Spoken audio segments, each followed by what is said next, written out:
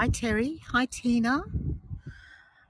So we've got just under 5 minutes before we begin, and I'm starting from the viewing platform overlooking Katoomba itself and out towards the Jamison Valley. Stunning view this morning. Hi Christy, hi Trisha, hi Anna.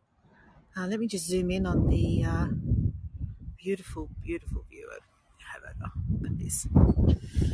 So this is the view from the viewing platform at the Blue Mountains Cultural Centre. Bit of a breeze today.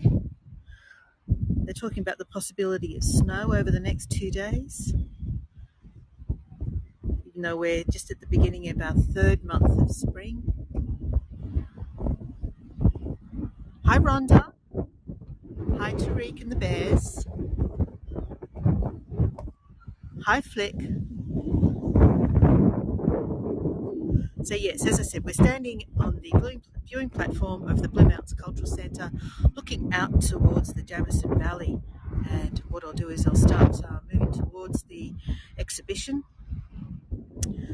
the fantastic Archibald Prize, which is our most prestigious portrait prize. I just noticed, I had never noticed this from this angle before, that's the Aquatic Centre at Katoomba, just down there. Might as well have a little look while we're standing up here at what else is around. So yes, we're standing above the shopping centre, above the retail strip of Katoomba, which is just over here to my left. That's Katoomba Street. Runs along here. We're looking at the back of the shopping centre at the moment. And we have a couple of supermarkets in this area. Hi Deborah.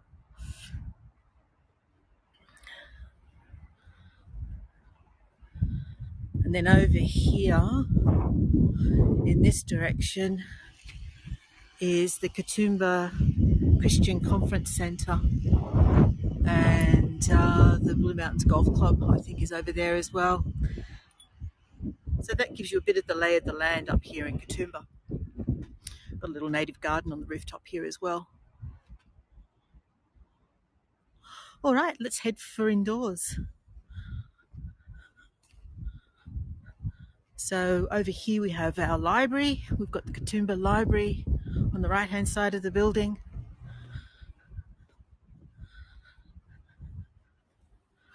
There's this sculpture in the middle, which is on permanent display.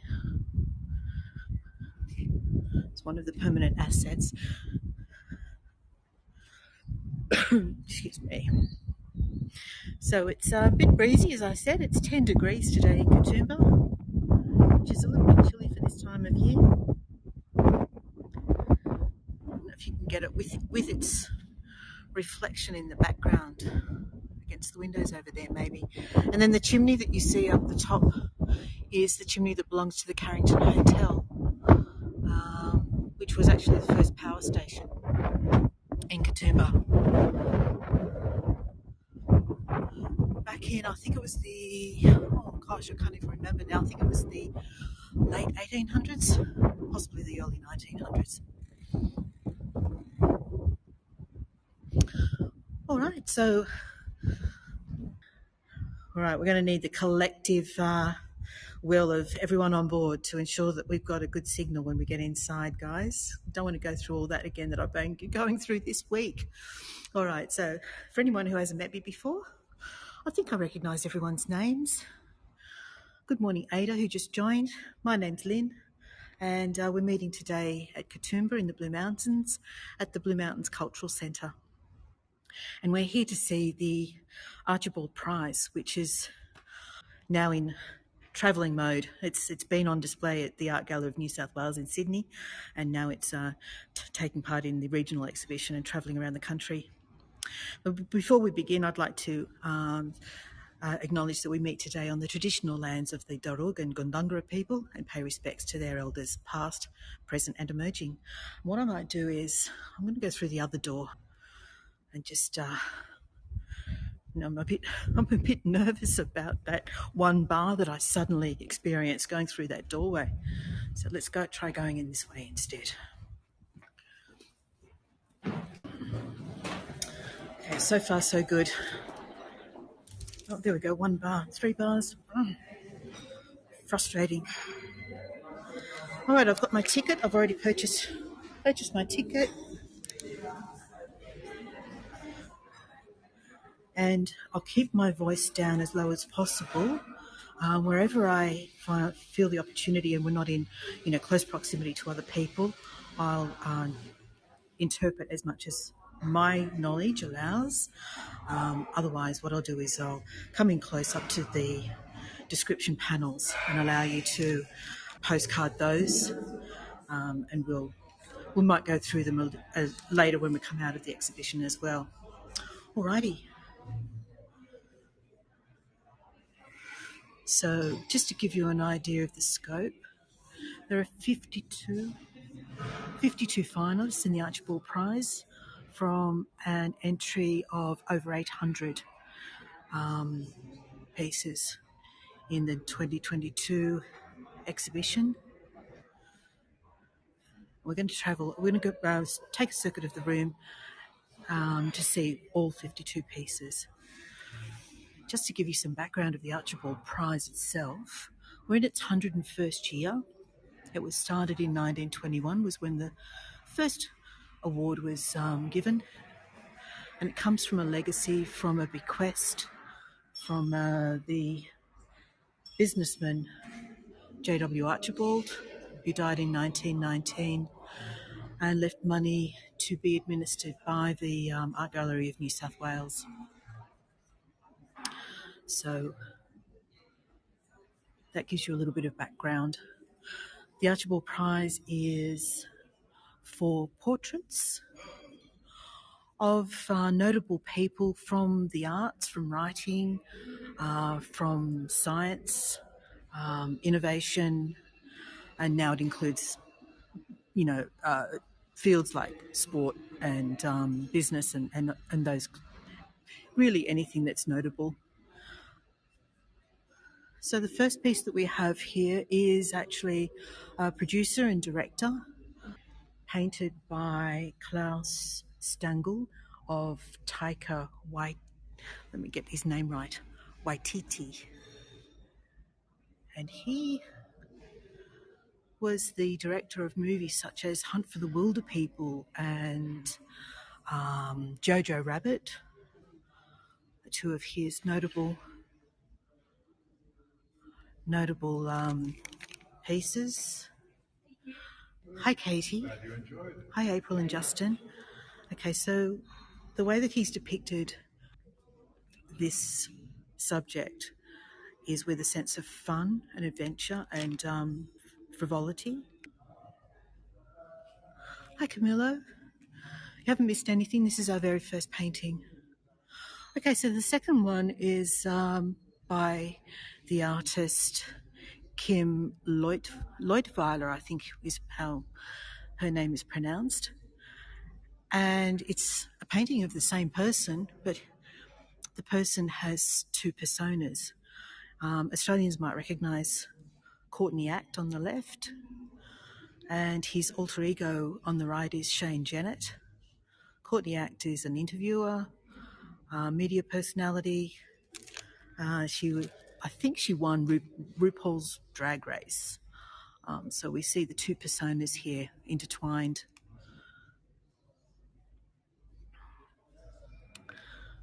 And I just love the vibrancy and the colour in this one. So Courtney Act and Shane Jennett are the two characters or two personas in this painting. Okay, and here we have the description.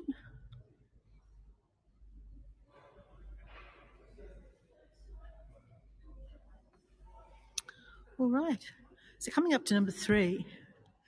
This one is, the artist's name is Joanna Braithwaite, and it's titled McManus-Stan. So the subject of the painting is Sally McManus, who is the Secretary of the Australian Council of Trade Unions. And she's been depicted with all the headlines that have been associated with her. So we can see that She's shown here with Julia Gillard, for instance.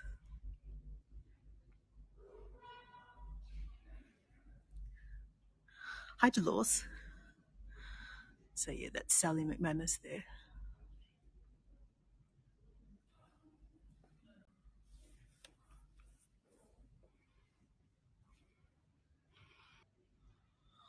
All right, so next up we have a piece by Richard Lua. Now, I'm not sure if he's related in any way to the Penrith Regional Gallery, for anyone who's local, which is also as a result of the Lua's bequest. So this subject depicted, her name is Liz Laverty. She was the wife of a pathologist who set up the business with branches all over the country called Laverty Pathology. And this isn't the first time that she's been painted by him for the Archibald Prize. And in fact, he says he'll keep painting her until they win. So it's rather nice. This is showing her morning routine. Very relaxed with her diary and her newspaper, cup of tea. Let's see what she's got on for the day.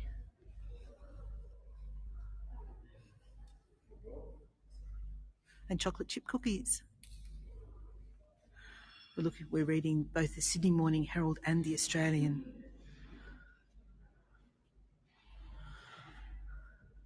So the next painting up is by artist David Fenoglio, and his subject is Uriel Eric. Now, Uriel Eric Bridgerman comes from the Yuri tribe of Simbu province in Papua New Guinea, and he runs an art cooperative which aims to unite the tribes of the highlands of New Guinea through art. So in the background there is depicted one of the shields. So we do painting on shields, and that's depicted in the background of the painting. I really like the attention to detail here in terms of on his arms are the names, the tattoos of two of the artists in his co-op.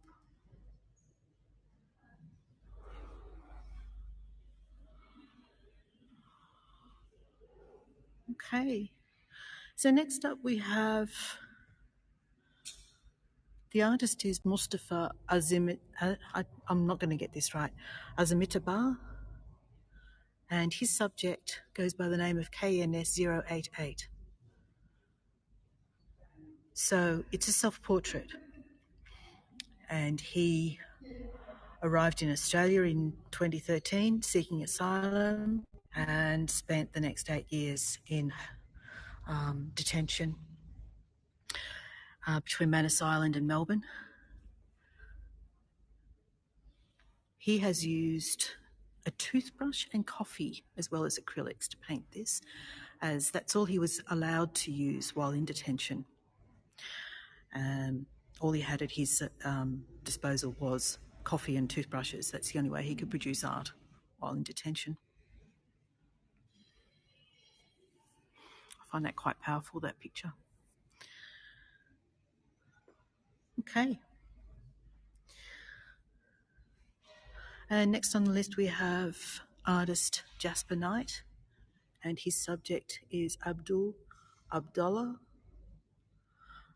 who is simply described as a fellow artist, basically. But I like the luminescence of this one. We have layers of blue.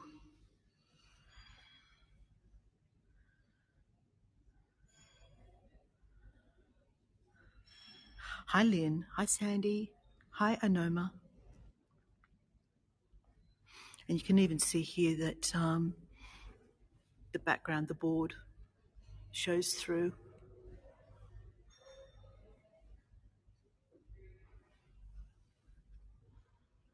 And the sketch lines haven't been hidden either, so they remain as part of the finished piece. Okay, so next up we have the artist's name is Catherine Hattan, and the title is Helen Garner Speaks French. I'll give you a moment just to postcard the description if you wish, but it's done from collage, book pages, charcoal and gouache on linen canvas. So let's get up close. Helen Garner is a well-known writer. She's written novels, screenplays, short stories, true crime, and her probably her most famous book, or one that got her launched, was Monkey Grip in 1977. So this is she's a friend. The artist is a friend of Helen Garner, and she depicts her just at home, at ease in her kitchen.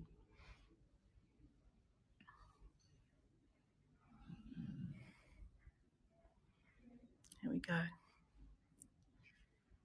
Hi, Laurel.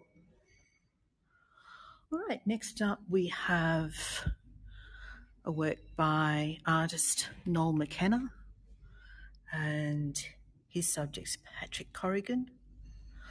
Oh, that's actually about the medium size Dolores. We're going to have much bigger coming up and much smaller. So Patrick Corrigan was a businessman. He's also recipient of the Member of the Order of Australia for his services to visual arts and philanthropy. And he's depicted here just sitting with the artist dog with a pot of coffee in front of him and a magpie out on the balcony rail. Hi, Michelle. Hi, Karina. All right, just before we move on to those ones down there, we have one here called Yakamoto Magic Pierre by artist Matthew Lynn. And I'll read some of this for you. I'm not familiar with this person.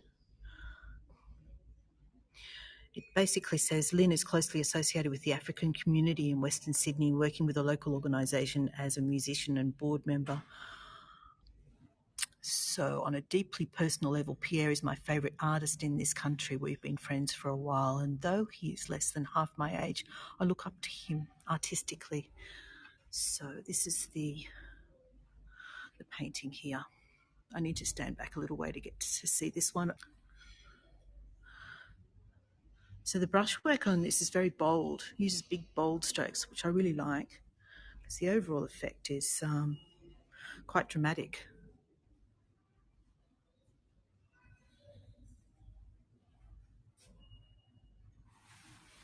Okay. Next up we have singer-songwriter Deborah Conway, painted by Lewis Miller. And Deborah Conway actually suggested on meeting the artist, hey, how about you paint me for the Archibald Prize? So this is Deborah. I'm going to come in close for this one, and then we'll move back.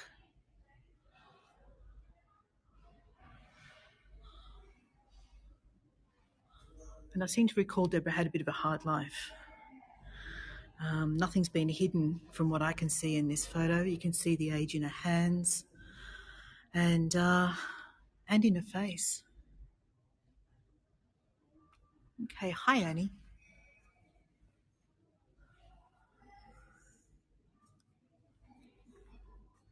Just sitting on milk crate. I've got a wall behind me. I can't get back any further. Okay, so the next one we have is titled Somewhere Near Home. The artist's name is Eliza Goss, and it's actually a photo of her. It's actually a portrait of her husband. She describes him as being, what did I read today? She says he has great hair and likes to wear sunglasses more than is usual.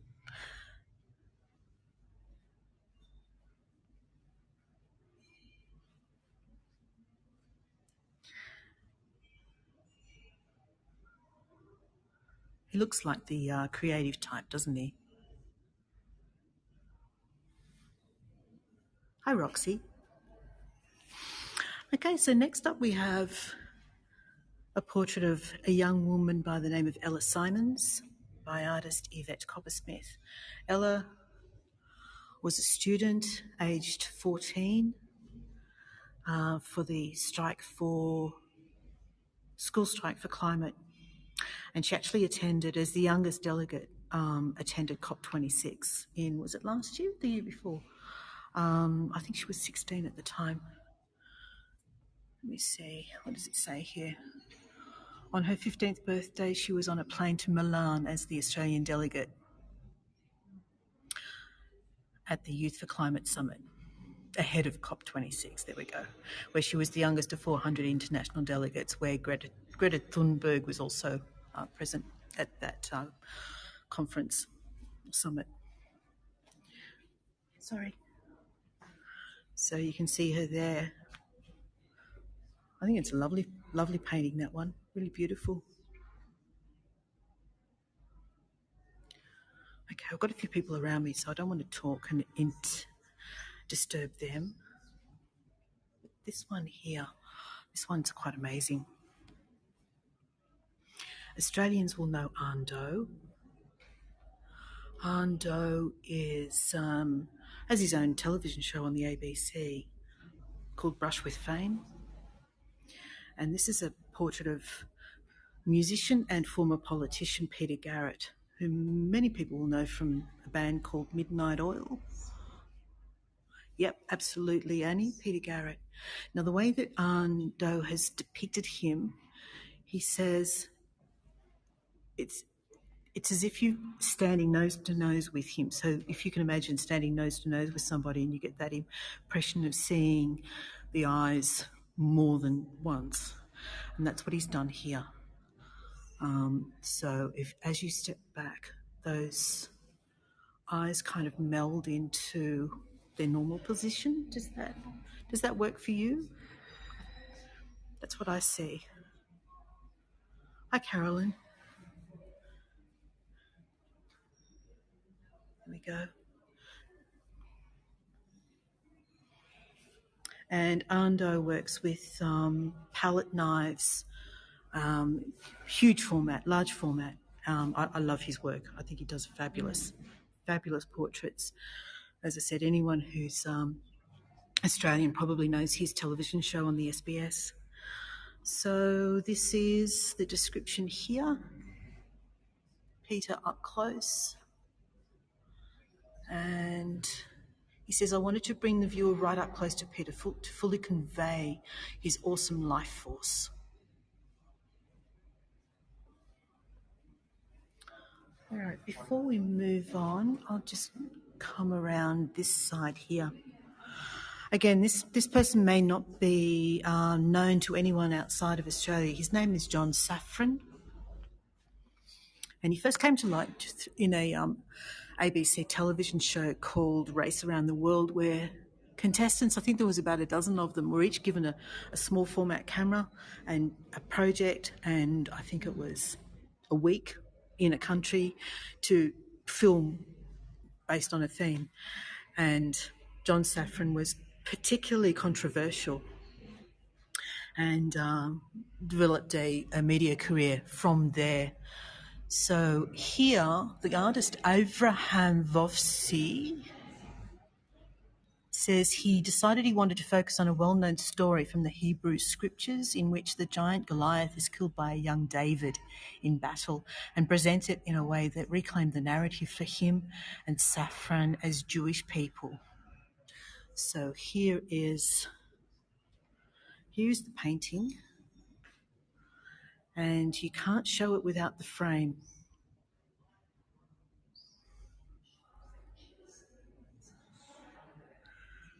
And I will show you that if anyone understands Hebrew, there is an inscription at the bottom of the painting as well.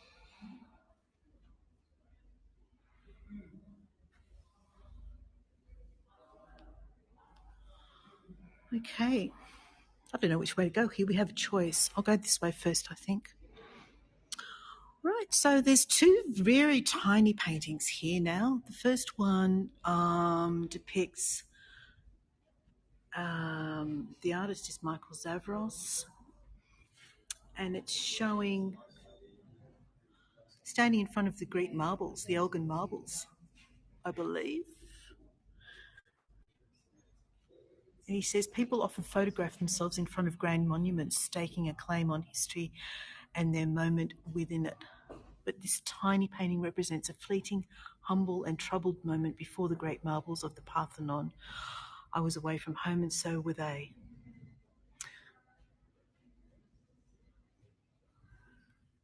And the one beneath it is a portrait of Patricia Piccinini, whose most acclaimed work as an artist is something called Sky Whale. Does anyone here remember seeing the huge, massive, 34-metre long hot air balloon that looks like a metamorphosis of a cow and a whale with an udder, and it's just really sort of huge, and people love it or hate it. So anyway, based on that, the artist decided to go in really tiny on the painting. So it's a kind of a juxtaposition against her work being extremely large. The painting itself, here's my hand, is really tiny. But the detail is still incredible. Everything from the throw rug to this carpet that she's sitting on, the wood texture of the furniture. Tiny would be much harder to do, absolutely. Hi, Jen. So that's Patricia Piccinini by Natasha Bienik, I think it is. I'm not sure how to pronounce that. Okay, now next to that is another larger format painting of Bridie Gilman by artist Keith Burt. I'm not familiar with either of either the subject or the painter here, so let's just enjoy the artwork. Again, I really love the brushstrokes in this and the colour.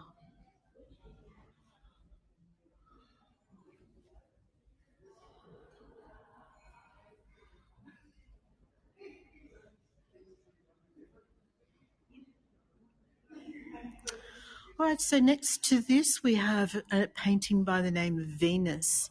The artist's name is Jordan Richardson. Again, you may recognise SBS television personality Benjamin Law. I've gone down to one bar again. I'm jumping around a bit. So here we go. Perhaps a depiction of Benjamin Law you've never seen before.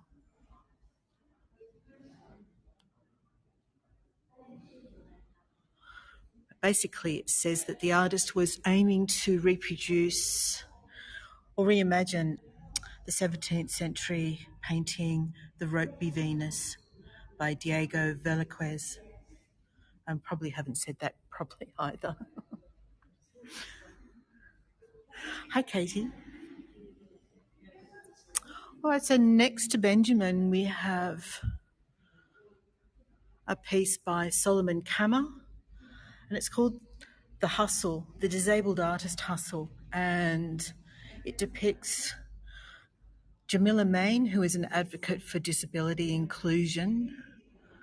She demands equal rights and accessibility for people with a disability.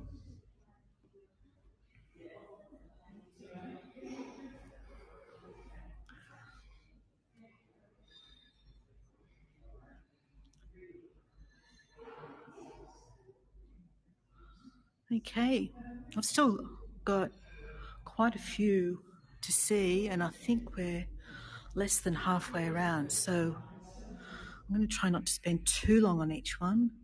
This one is by artist Fiona Lowry. Her subject is Glenn Murcutt, and I don't know much about Glenn Murcutt either, other than, here we go, let's read this.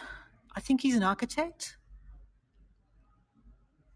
Looks like he had something to do with designing a house, to do with the Boyd legacy, the Arthur Boyd legacy.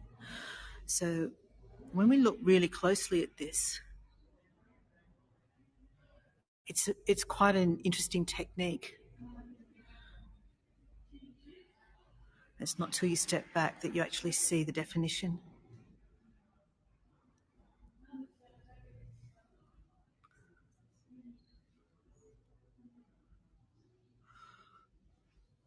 Okay,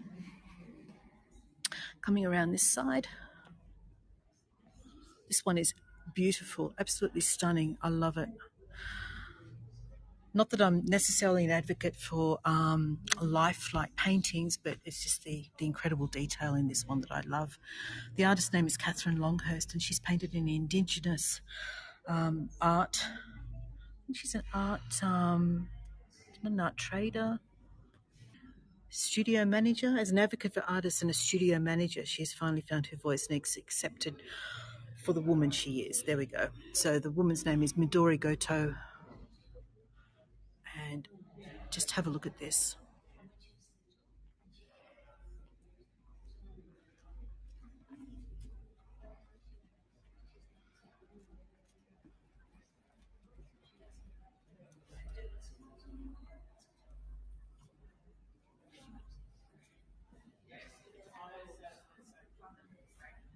Isn't she beautiful?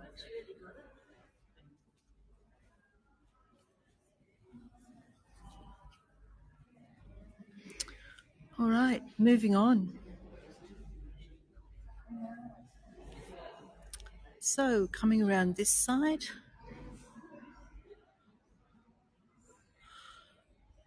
This one's called Walking a Tightrope. The artist's name is Anne Cape. And the description here says, I've known Ewan for many years now. Ewan McLeod is the subject. I've always admired the gesture and energy in his work and the way he integrates and combines figures into the landscape. So apparently he uses the imagery of a tightrope in a lot of his work. And, you know, the speculation is that it might represent anxiety or struggle. So there we have in the background, you can see the two figures on a tightrope. I don't think I've allowed myself enough time. Are we all happy to stay on just a few minutes longer? Just fully see all the pieces, because we have to see the finalist, which is right at the end. Perfect. Okay. Now this fellow, Robert Hannaford, this is his 27th time as a finalist in the Archibald Prize. Now, given that the Archibald Prize has only been going for 101 years, that's more than a quarter. Oh, we'll get to it, Annie. It's Black Douglas, but we'll get to the painting. Okay, so this is a self-portrait. And it looks like he doesn't have any tickets on himself, does he? It does say that he has tried to navigate a fine line between objectivity and subjectivity in depicting himself in a self-portrait. But he certainly hasn't gone for glamour. Okay, so the next one is called Day 77. I think we all can relate to that. I think we all know what that's about. The artist is Jonathan Dalton. And apparently on Day 77, which was his birthday, Day 77 in lockdown, his wife... Well, actually, it was his birthday. He was born in 1977, and his wife pointed out that it was Day 77 that they'd been in lockdown. So that the numbers... The relationship with the numbers was what appealed to him. It's a lovely painting. And when I saw it on the internet, I thought, oh, yes, very nice. Read the description. It talks about how he gave his daughter crayons to draw on the wall. You cannot see anything in this picture drawing on the wall until you get really right up close. And there you see the crayon lines on the wall. And he adds that his addition to that is a tiny horse, inspired by the one in the Lascaux Caves. So he's done his little line drawing of a horse, and as if it was from the Lascaux Cave painting. Isn't his daughter beautiful? She's so cute.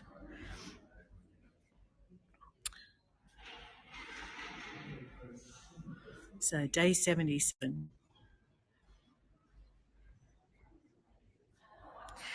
And this one here, again, as I said, I don't necessarily, subscribe to art being like a photographic image, but wait till you see this one. So the artist's name is Nick Stathopoulos, the man in the red scarf, Wayne Tunnicliffe, and I know nothing about this person, but look at his beard. Just look at the detail.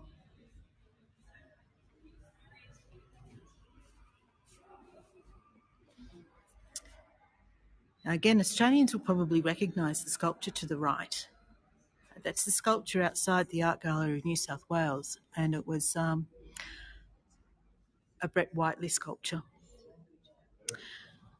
And coincidentally, right next to it, coincidentally or deliberately, is a dedication to Brett Whiteley, and specifically his painting called, I think it was called The Blue Room. Yeah. So this is called Dear Brett by artist Natasha Walsh.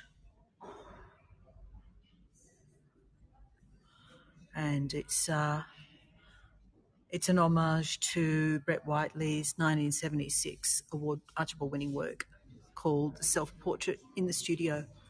So here she is, a nod to that piece of work.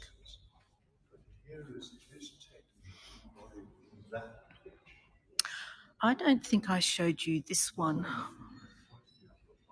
This is by artist Hong Fu, portrait of Peter Wagner. Peter Wagner was last year's Archibald Prize winner. And last year he painted for the 100th century, the 100th award of the Archibald Prize. He painted a 100-year-old artist by the name of Guy Warren. So there's a lot of symbiosis there.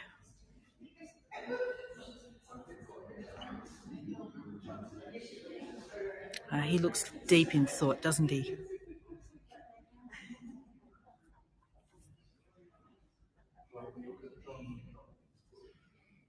With those eyes.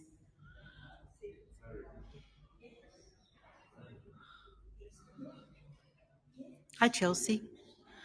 All right, so the next person in the exhibition is a study of Dylan Alcott. The artist is Felix von Dolwitz. Dylan Alcott is the current Australian of the Year, awarded in January of this year. He's a disabled sportsman with quite a number of accomplishments. Let me just see. He's won Paralympic Games gold medal in 1921. Retired in sport in 2022 after the Australian Open. And what's my camera trying to do? Let me just see if I can adjust that exposure.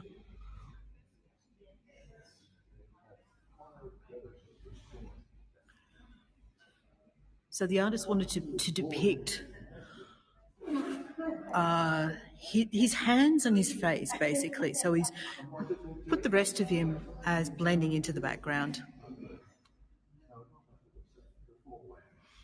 I don't like what the camera's trying to do with the exposure on this one, though. It's not getting the light right. Okay. So the next one is a well-known journalist. Her name is Laura Tingle. I'll come in close first because it's quite an interesting device that's been used to compose this portrait.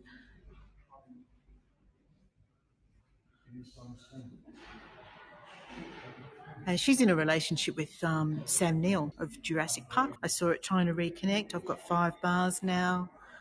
All sorts of strange things are happening here. All right, we're just going to try and cover this as quickly as possible so I don't lose you again.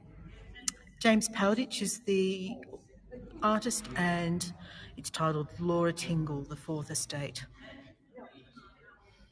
And again, Australians will know her from her work on the ABC 7:30 report. I want to quickly cover just two from here. This is by a previous winner, and he is the grandson of the well-known Albert Namatjira, an Indigenous artist from, I think it was the 1950s, who painted a lot of landscapes. And this is a self-portrait. He won the Archibald Prize in 2020, and he was the first Indigenous artist to do so. So this is his entry this year.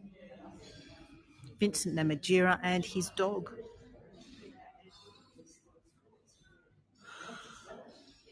And if we remember Robert Hannaford's painting, this is his daughter's work.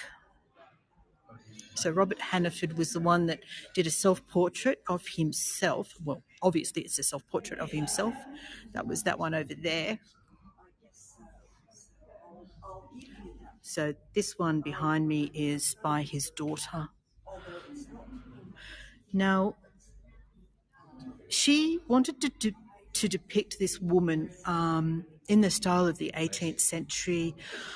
If you can picture the way that the aristocracy was painted, with gold drapes or burgundy drapes, and standing with a very strong stance. That's how she's been depicted here. Now, her name is Sally Scales, and she has a big part to play in the Uluru Statement reform, and she's a participant in. She has a say the First Nations voice to Parliament, so she's involved in that process. Okay, I'm going to scoot around the other side because I'm aware that we're running out of time and that the signal's mucking up a little bit. Just have a very quick look at this one because it's a very interesting technique that's been used.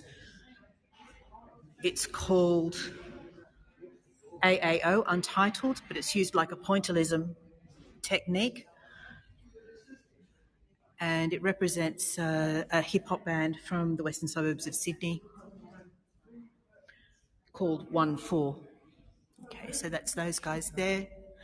Next to 1-4 is a painting by Paul Newton, a portrait of Deborah Lee Furness and Hugh Jackman. So I couldn't scoot past them, could I? Yeah, come back. Are you back? I keep getting the reconnecting. This one here, I'm going to quickly scoot past the last three so we can get to the winner. This is called Staying Strong, and Sharon Ellis is a forensic scientist who works with the Australian Federal Police. So look at that. That's a fantastic portrait. I love it. And next to her is Brooke Boney, who is a Channel 9 presenter and is represented. She was the first Indigenous breakfast presenter on Australian television. You're welcome, Jen. Yes, and I normally don't go in to see it in the city because I just really aren't interested. I'm not interested in joining the crowds, to be honest. Let me just quickly go past these ones. A lot of colour on this wall. These two guys won the block, apparently. Very popular. This one here I really like the idea of. He's wearing a pendant that is like in gold OA, which is a play on the OG, original gangster. This is original Aboriginal. So that's this one here.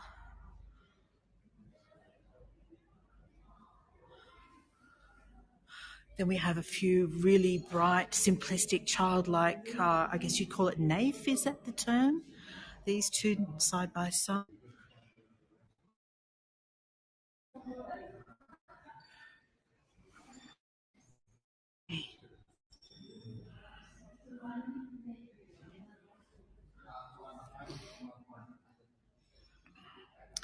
This final one on this wall is a portrait of Yumi Steins.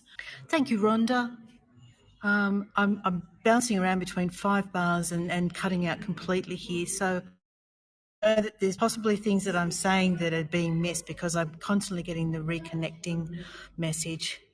Anyway, Yumi Steins is a broadcaster. She's an author. She's a television presenter, and she has a podcast called Ladies We Need to Talk, which is about women's health. And she's been depicted here in the style of a 13th century Japanese warrior woman. And on her kimono, it is represented her two favourite foods, apparently, crayfish and figs. There we go.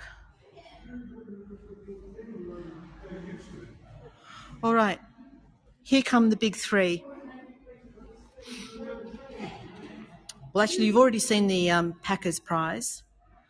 This one here shows the son of world champion boxer Kostya Tszyu. His name is Tim Tszyu, and the focus of this is the red gloves. It really looks like a photograph, doesn't it? Thank you, Lynn. I appreciate you both, Rhonda and Lynn. Thank you for your generous support. Okay, so here's the winner here. I have to stand back to show it to you in full. Black Douglas is, yes, Tariq, photorealism. So this is the winning prize, the winning portrait here. It's called Moby Dickens, beg your pardon. The artist is Black Douglas, has a lot of street art around Newtown, the inner Sydney area. Moby Dickens is based on Carla Dickens, who is an Indigenous artist living in the Lismore area, which has been ravaged by floods this year.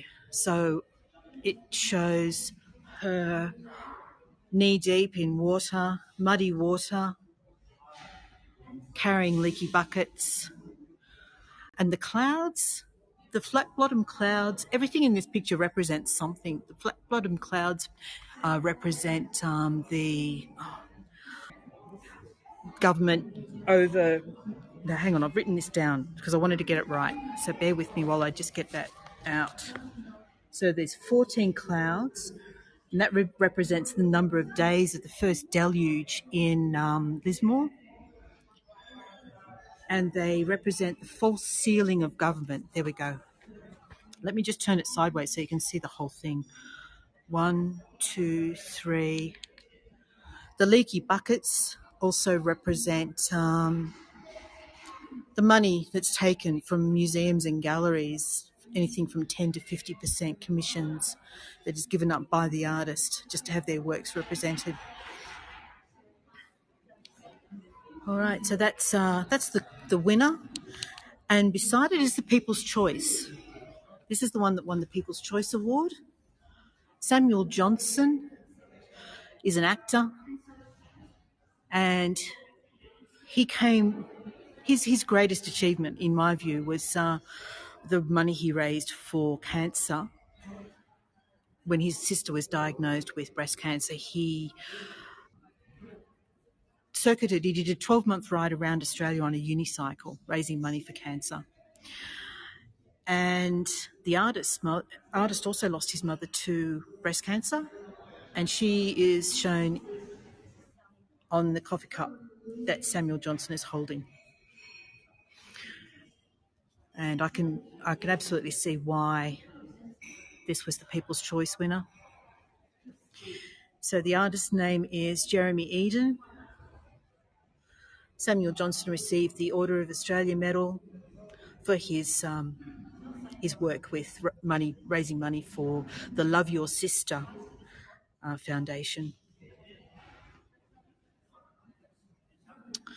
So there we go. That's the People's Choice Award. And there's one final piece in this exhibition, which is called The Big Switch. And it's to do with, it says it's to do with being on the last, we really need to adopt renewable energy, basically. So the portrait is surrounded by 2 solar panels.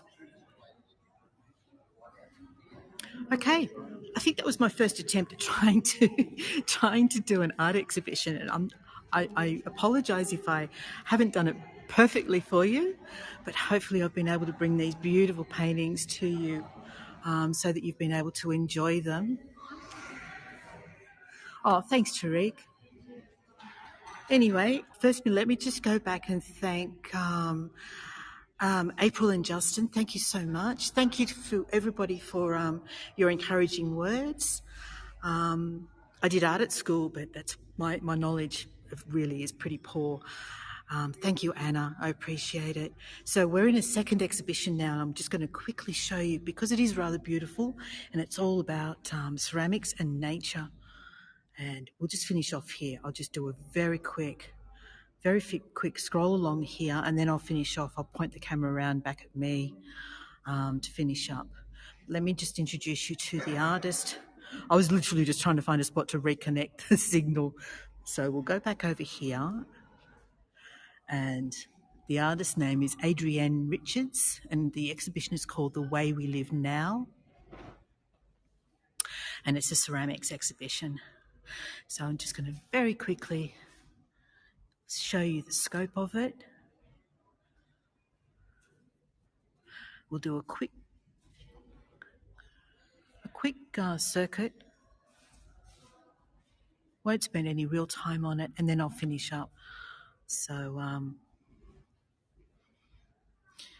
here we go. They're all rather beautiful, and I love pottery. And this is a very unusual way of showcasing pottery.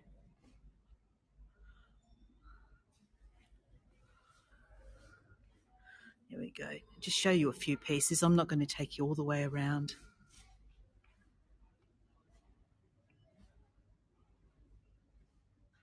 And then on the opposite wall, oh, here we go. First of all, can't miss out on this lizard. Look at the beautiful lizard.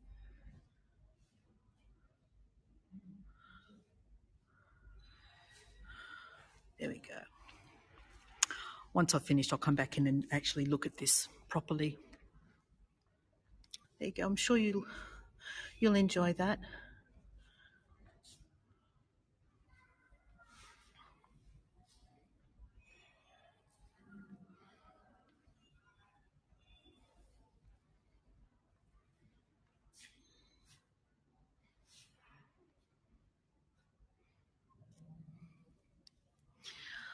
All right, let me position myself over here.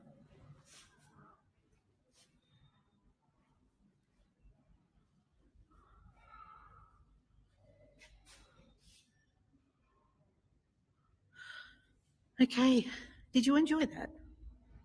I hope you did. I certainly did. I certainly enjoyed coming here and bringing you to the Archibald Prize. It's a beautiful exhibition. And we get to finish off with these gorgeous pottery pieces in the background. Look at that. These are my 2 favourite colours as well. All right, thank you all for joining me. Tomorrow we're going to Sculpture by the Sea, and we'll be starting at the opposite end to what we did when I was down there a week or so ago. So starting at Tamarama Beach this time, and finishing up at the disco ball again. So hopefully you'll be able to join me tomorrow. All right, thanks everyone. Bye for now.